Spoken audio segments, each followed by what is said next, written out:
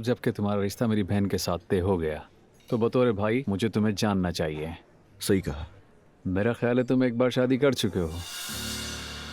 क्या मैं जैनब के साथ आ सकता हूँ? जरूर।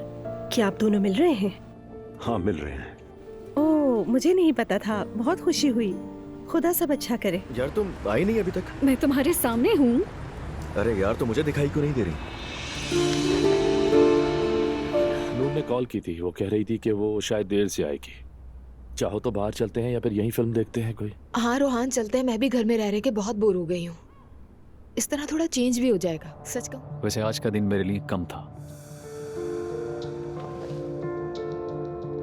लेकिन मेरे लिए बहुत स्पेशल था। मैंने तुम्हारे लिए जगह बुक की है।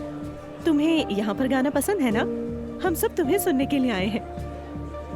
तुम्हारी बीवी ने तुम्हारे लिए सरप्राइज प्लान किया है। नाराज होने की क्या बात है इसमें? नहीं, समझ क्यों नहीं आ रहा कि मुझे किसी की भी मदद की जरूरत नहीं है।